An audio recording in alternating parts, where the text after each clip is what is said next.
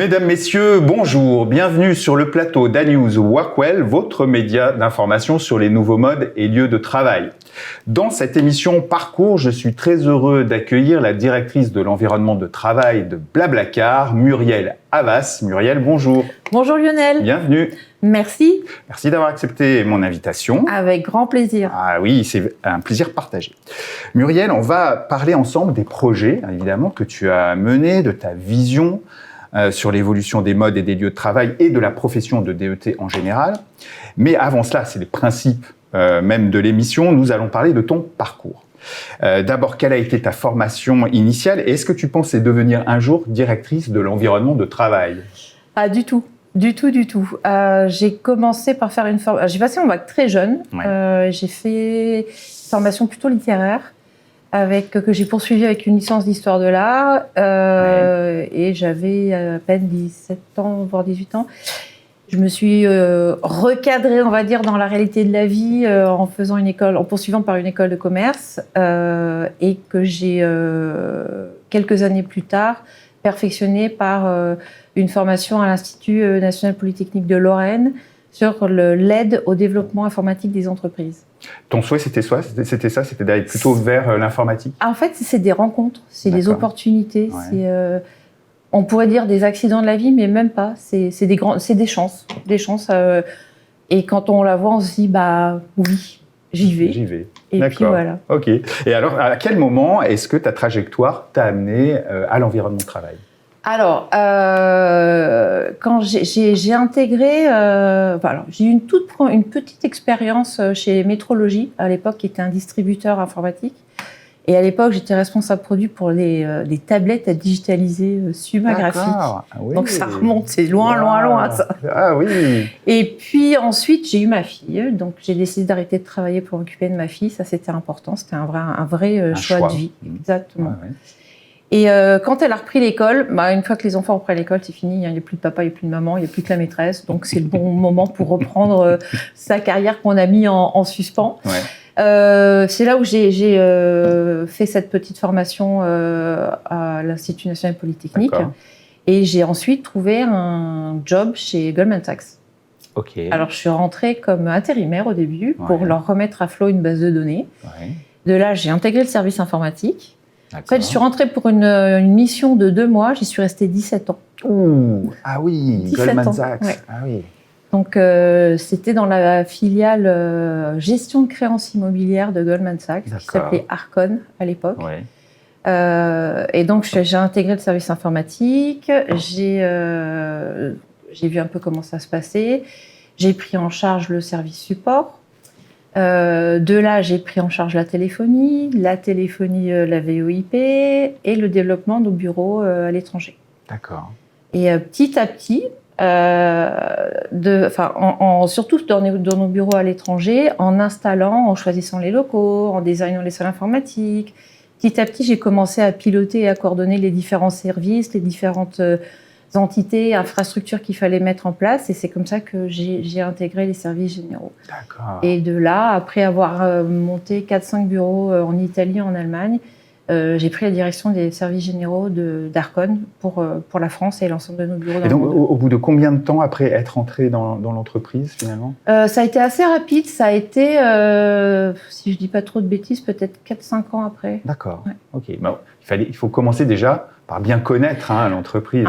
En fait, je pense qu'indépendamment de tout ce qu'on peut connaître, tant en technicité, en socle réglementaire, la première chose pour être un bon DET, à mon sens, c'est de connaître la boîte, connaître l'ADN, les valeurs, les principes. Ouais. Et à partir de là, ça facilite grandement la vie.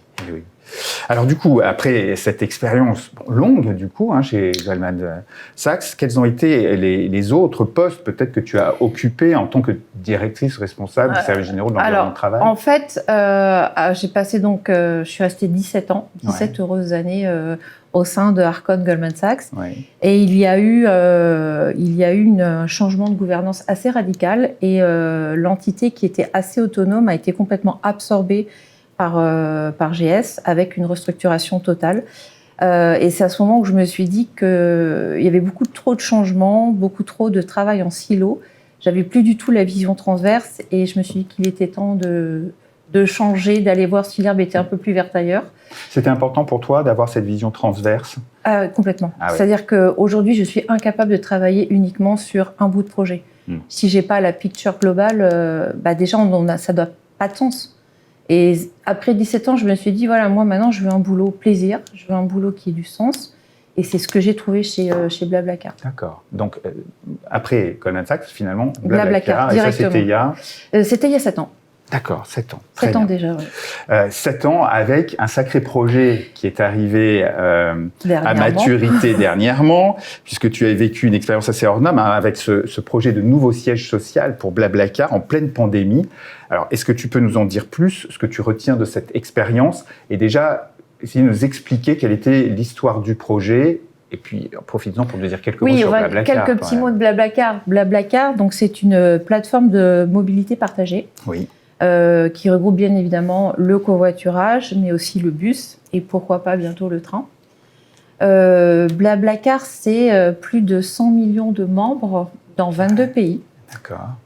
On n'est pas présent dans tous ces pays, on l'a été, mais on s'est aperçu que sur certains pays, pas la peine d'avoir une entité physique, tout pouvait se gérer à distance. D'accord. Aujourd'hui, on a des bureaux à Sao Paulo, donc au Brésil, des bureaux qu'on avait en Russie et en Ukraine. Malheureusement, on sait qu'en ce moment, la situation est quelque peu compliquée. En Pologne. D'accord.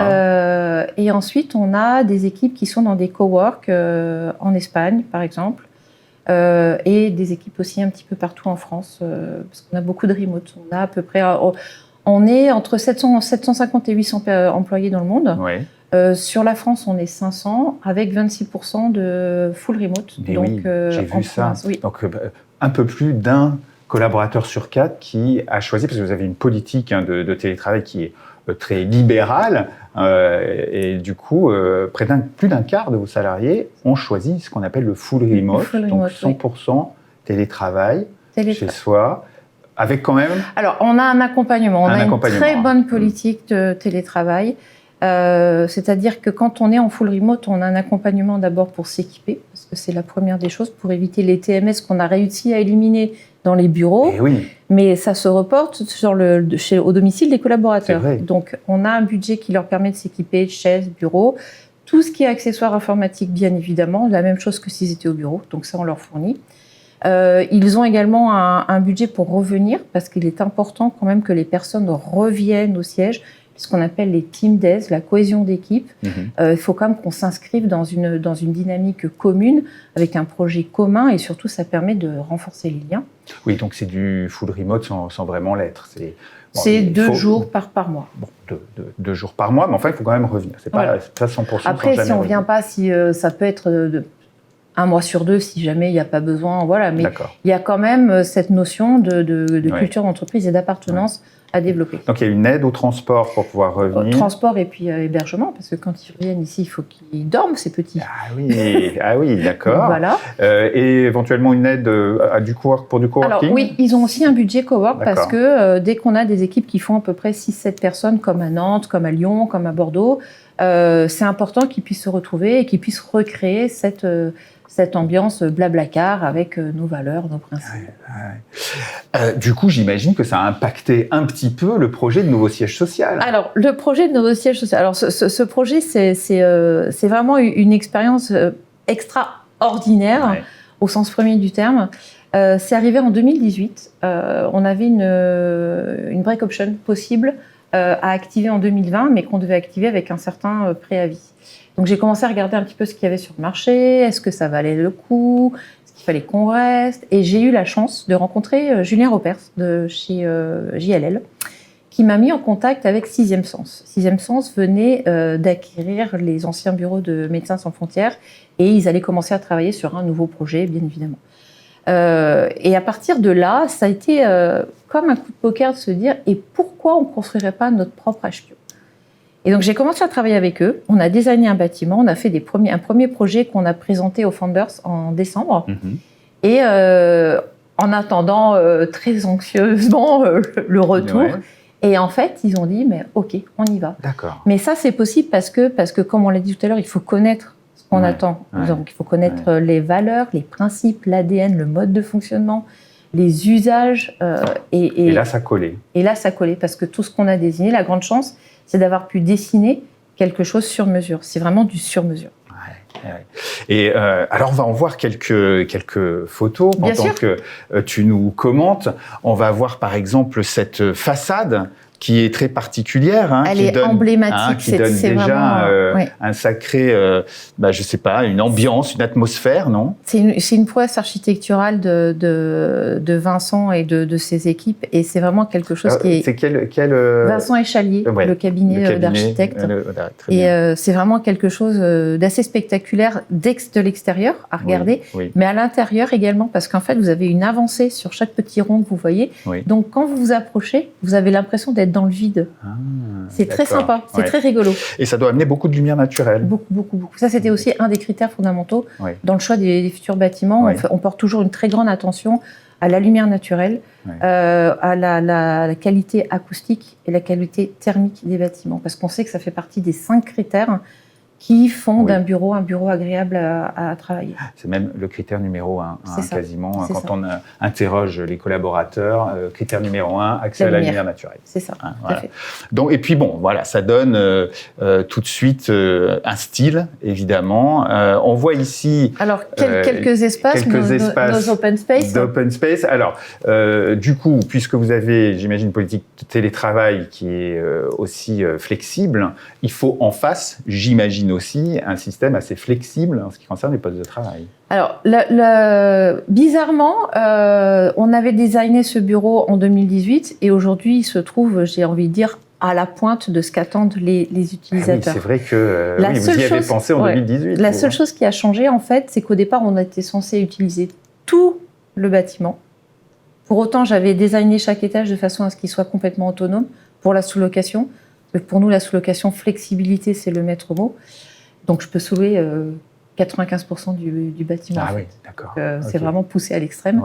Donc, chaque étage a été designé indépendant, et ce qui fait que j'ai pu sous-louer. Et aujourd'hui, je sous-loue 2 étages à des startups de notre écosystème. Je sous-loue à Tractor et je sous-loue à Mocaker ainsi qu'à Bigger. D'accord. Et c'était prévu comme ça au départ ou non? Au départ, on pensait tout occuper, mais avec cette possibilité de sous-louer 1, 2, 3 étages en fonction de notre croissance, des croissances. On sait comment se passe le marché. En fait, la grosse problématique de l'exploitation versus l'immobilier, c'est la temporalité, qui n'est pas du tout la même. Et la temporalité immobilière, elle est assez lourde, alors que la temporalité d'exploitation ou de business, tout simplement, doit être très agile. Et doit être très flexible, très agile. Donc ça fait partie de notre ADN, flexibilité, agilité.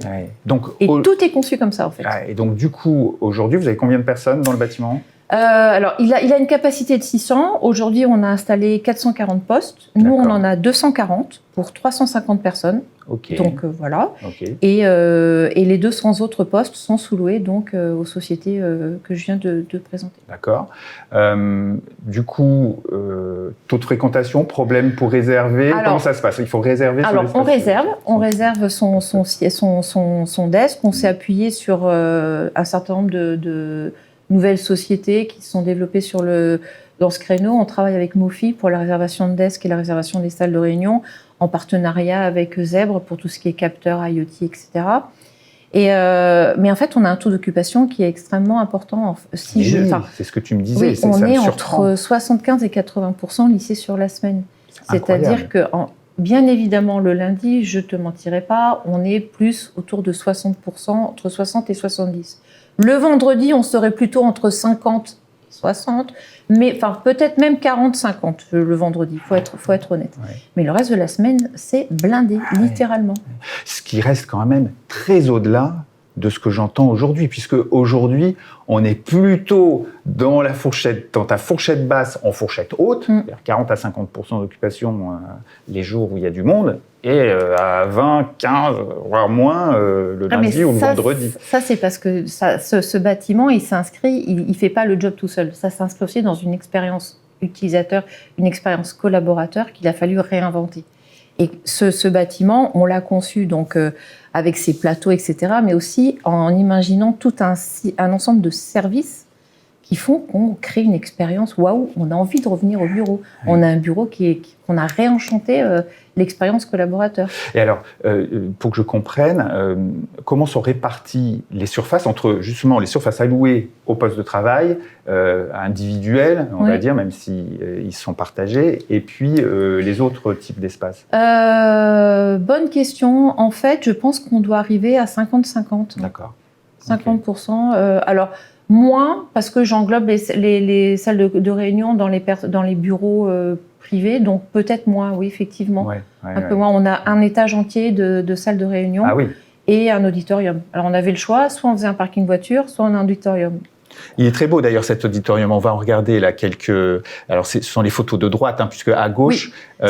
C'est le puits de lumière qui se trouve entre le rez-de-chaussée et justement le -1 où vous avez l'accès à l'auditorium. À l'auditorium, d'accord, voilà. Ok, avec un puits de lumière et on voit à droite un bel auditorium. Oui, qui est prévu pour 170 personnes. Ouais.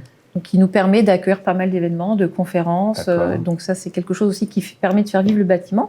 On fait des ateliers, on fait de l'impro théâtrale. Et tout ça à l'ensemble des résidents, bien évidemment. En fait, avec nos résidents, avec nos sous-locataires, on agit un peu comme un opérateur de coworking. On présente des animations, des ateliers. Il faut qu'ils vivent ce bâtiment. Ouais, très bien. On va voir d'ailleurs ces fameux espaces collectifs, collaboratifs.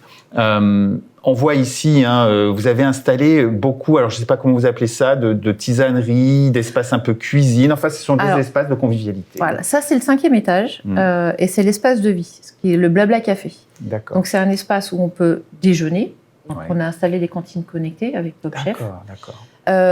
On peut travailler, on peut faire des réunions, on peut faire des meet-up, on peut faire des events, on peut se reposer tout simplement. Et c'est accessible à l'ensemble des collaborateurs et de nos sous-locataires. Et ensuite, à chaque étage, on retrouve une tisanerie qu'on a spécifiquement voulu installer à la place, enfin sur les paliers ascenseurs. Ah oui. Parce que généralement, ce sont des espaces qui sont perdus. Oui. Et ça s'inscrit en fait dans une logique. J'arrive le matin, je prends ma tasse, je prends mon café, je vais à mon bureau. Et le soir, à l'inverse, je viens redéposer ma tasse. Oui. Et c'est aussi un lieu de rencontre. Plutôt que de croiser les gens entre deux ascenseurs, là, on peut se poser, on peut discuter, on peut échanger sur une problématique de façon beaucoup plus conviviale. Ah oui. Donc, à chaque étage, vous avez chaque étage, elles sont toutes différentes. Ah oui. Des ambiances différentes. Est-ce que c'est ce qu'on voit ici? Ça, c'est exactement ça. Donc ça, c'est une tisanerie. D'ailleurs, dans le fond, vous voyez la porte métallique. Vous avez le 4 et sur la droite, c'est un ascenseur. D'accord. Ok. C'est des vrais espaces, c'est pas juste un petit comptoir. Non, c'est pas un petit comptoir. C'est des espaces qui font entre 15 et 20 mètres carrés, donc ils sont assez conséquents, et qu'on retrouve à chaque étage avec une thématique différente. Et avec la grande table un peu, façon table d'hôte. Une table pour pouvoir échanger, pour pouvoir se poser, pour pouvoir griffonner, échanger sur ou coder même. Là, ils sont en train de coder et d'échanger. Donc voilà. Et c'est utilisé. Elles sont très utilisées. C'est tout le temps très utilisé. Et puis, alors, je me faisais la réflexion, est-ce que vous avez intégré un petit peu la biophilie? Vous savez, c'est ce retour à la nature, et cette présence de la nature dans les locaux. Alors, tu as parlé de lumière naturelle, c'est de toute façon le premier critère, mais c'est vrai qu'avoir accès aussi un peu à des plantes vertes. Alors, des plantes vertes, il y en a partout. Partout. Là, en l'occurrence, c'est une plante stabilisée, c'est notre arbre, c'est un peu...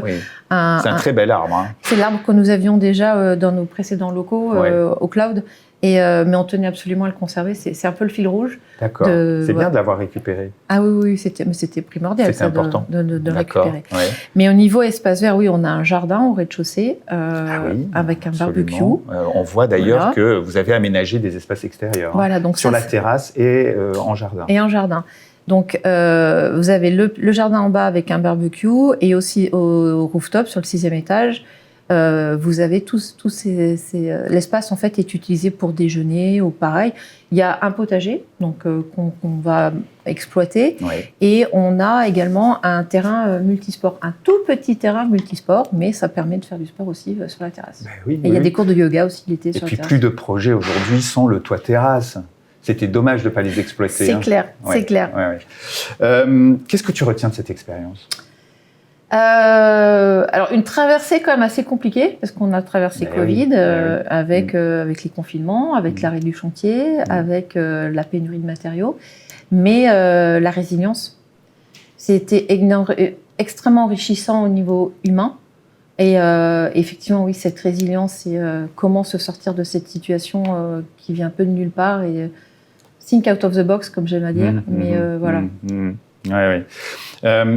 Avec le recul, tu as déjà commencé à en parler, hein, mais quelles sont pour toi justement les principales compétences, les compétences clés que doit avoir un DET? Alors, tu nous as parlé de la très bonne connaissance de l'entreprise, voilà, ou apprendre à connaître rapidement et à repérer rapidement la valeur, les valeurs, l'ADN d'une entreprise. L'ADN, oui. En fait, je pense que tous les DET ont un background technique. Donc, le socle réglementaire, le socle technique, ça, tout le monde l'a. Et ça ne fera pas pour autant un bon DET. Ce qui fait un bon DET aussi, c'est un certain nombre de soft skills. C'est donc cette connaissance, et puis adhérer aussi à la culture d'entreprise, aux valeurs, aux principes, à l'ADN. Mais il y a aussi, je pense, l'agilité, la flexibilité. On l'a vu avec Covid, on est obligé de se réinventer tous les jours. Notre métier, il a énormément changé. Ouais. Et d'ailleurs, il a changé de terminologie aussi. Ouais. C'est vrai, l'environnement de travail, voilà. Bien sûr. Là, maintenant, on n'est plus... avant, on pilotait des fournisseurs. Maintenant, on est au cœur des relations humaines, de la RSE, de la technique. Et il faut faire vivre ça avec un seul souci constant, c'est l'humain. L'humain, donc nos collaborateurs. Ouais. Tout doit toujours être tourné autour de l'humain. Ouais. Parce que sans l'humain, on n'a rien. Oui. Mais oui, c'est la principale richesse de l'entreprise. Les Américains disent « My best asset is my people ». Oui. Tout à fait. Ah oui. C'est vrai que c'est un virage très très important qui a été pris dans la profession. Alors il y a d'autres enjeux aussi aujourd'hui auxquels vous devez faire face en matière de stratégie immobilière ou d'environnement de travail. Pour toi, c'est quoi les principaux enjeux? Alors, sans faire un jeu de mots un peu douteux en ce moment avec l'actualité, mais enfin le premier enjeu assez chaud, c'est la crise énergétique. Ouais. Bah oui, ça, malheureusement, il va falloir qu'on trouve des solutions pour adapter le plan de sobriété. Ah, ça y est, on t'a demandé Non, j'ai anticipé. J'ai même pas attendu qu'on me demande, mais je pense que ça fait partie de nos responsabilités aussi. Oui. De ne pas attendre. Non. Enfin, il y a une crise, il faut que tout le monde contribue. Ouais. Mais l'enjeu, c'est d'adapter ça au confort des utilisateurs. Ouais. Les fameux 19 degrés, tu le sens comment ? Eh ben, on le sent avec des plaids. On va le sentir très bien, le 19 degrés, avec des plaids, avec un certain nombre de petites choses qui feront qu'on va tourner ça un petit peu avec de l'humour et puis ça passera très bien. Oui. Des plaids, on avait des cours de tricot, et ben on va tricoter des écharpes, voilà, on va s'organiser. Ouais.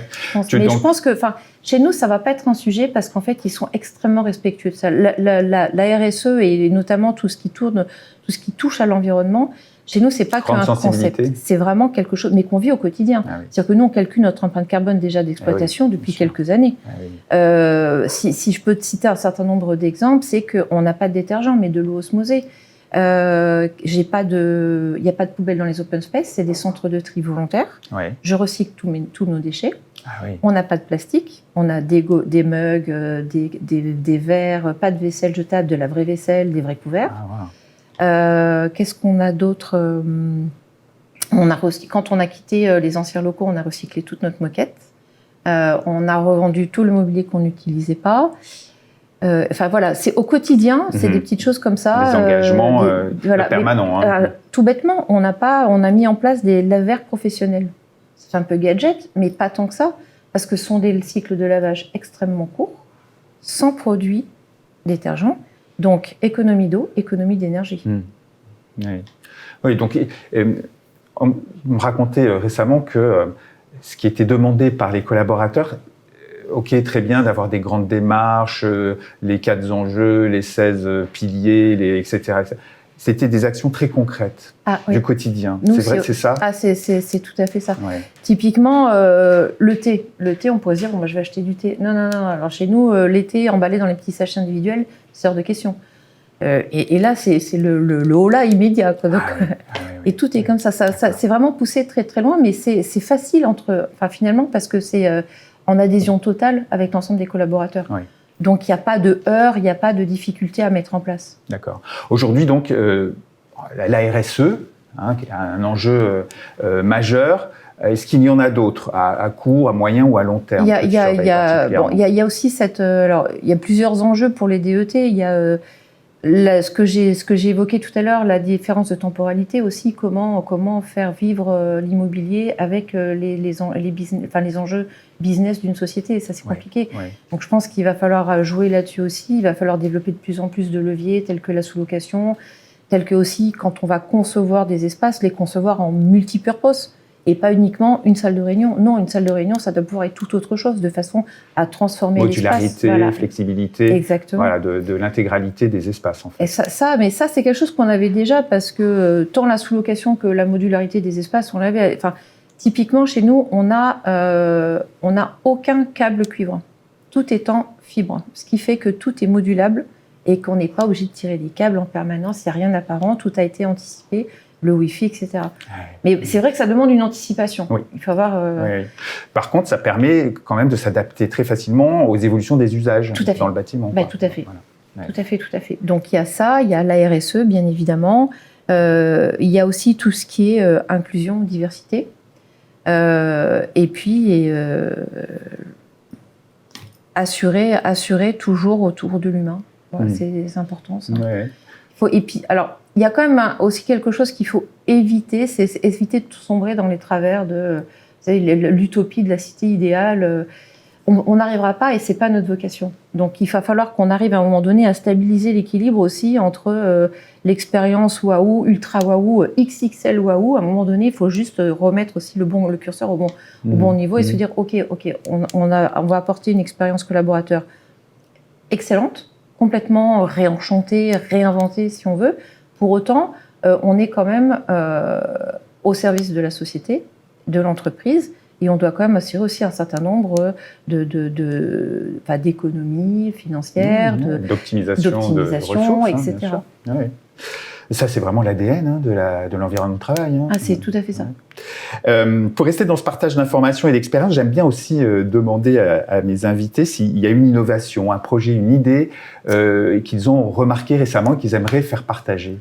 Alors là, j'avoue qu'on vit une époque formidable pour ça, sans reprendre une phrase qui était assez gueule à l'époque. Mais c'est vrai qu'il y a énormément d'inventions, d'innovations, plus ou moins disruptives, mais qui nous accompagnent finalement dans cette transformation de l'environnement de travail aussi. Moi, je travaille avec beaucoup de jeunes sociétés comme ça.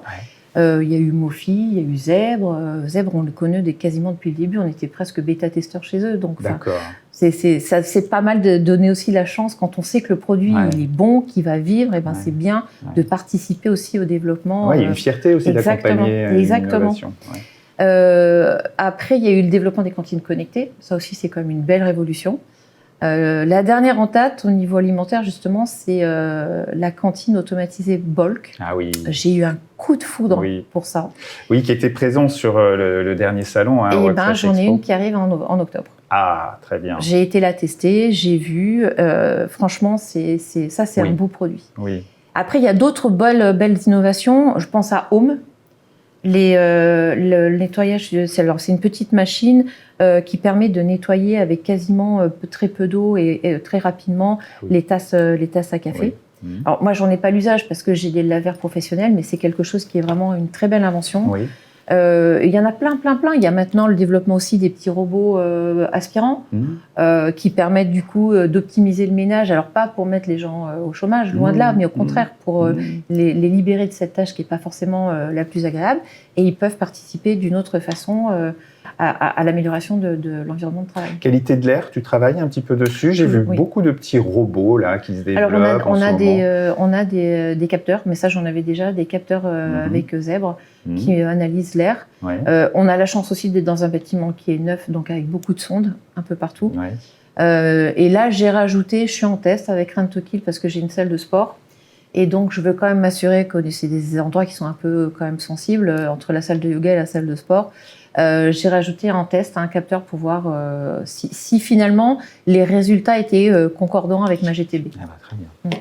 Parfait. Allez, dernière question. On va essayer de se projeter un peu. Comment est-ce que tu vois évoluer justement les bureaux et éventuellement la profession de DET. Est-ce que tu vois encore des évolutions possibles majeures dans les années qui viennent? On parle du métaverse, évidemment. Oui, voilà. Est-ce qu'un jour, il y aura interpénétration entre le réel et le métaverse? Why not, hein? Why not? On a bien vu ce qui s'est passé en l'espace de 3 ans, la révolution. C'est vrai que, voilà. Donc, après, c'est ce que je disais, il faut pas tomber dans le travers de l'utopie des cités idéales où on veut tout merveilleux, vivre au bureau. À un moment donné, il faut aussi faire la part des choses. C'est une expérience. Il faut qu'elle soit la plus agréable possible, au service quand même d'une entreprise, mais on ne pourra jamais remplacer la maison. Et on n'a pas vocation à remplacer la maison. Donc je pense que notre rôle doit s'arrêter là. Par contre, il y a des points sur lesquels on doit absolument être vigilant, c'est tout ce qui est la santé.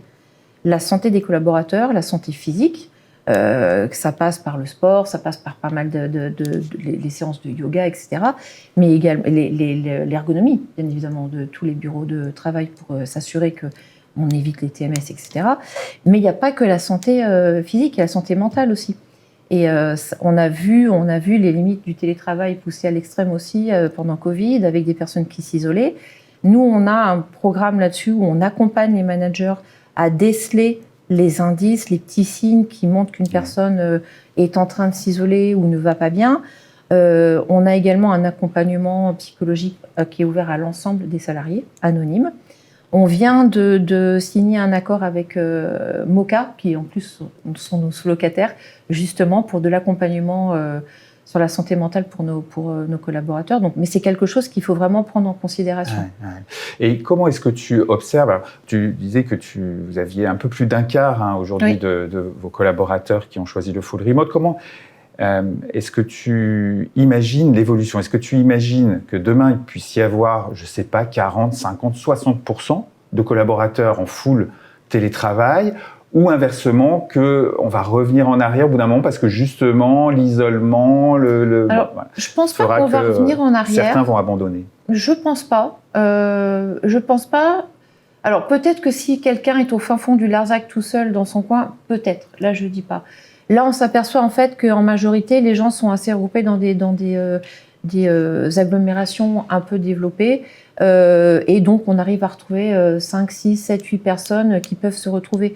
Donc, peut-être, ça sera le développement des hubs, des satellites, plus que... Mais 60%, non, je n'y crois pas. Je regarde le nombre de personnes qui reviennent chez nous, regarde le taux.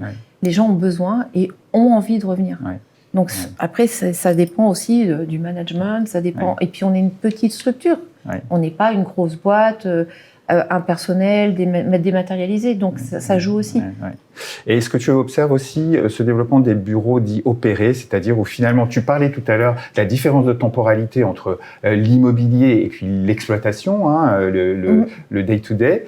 Est-ce que ces bureaux opérés finalement, où c'est un tiers qui porte le bail et qui va te permettre de prendre ou de libérer comme tu veux et quand tu veux tes surfaces, tu observes ça d'un certain œil, ça peut être intéressant? Pour moi, c'est un outil dont je me sers notamment en province, justement, puisque quand je prends des espaces privatisés dans des cowork, c'est du bureau opéré. Bien sûr. Donc c'est un très bel outil qui permet aux sociétés justement d'accueillir en province leurs collaborateurs. Est-ce qu'on va basculer vers tout le bureau opéré? Non.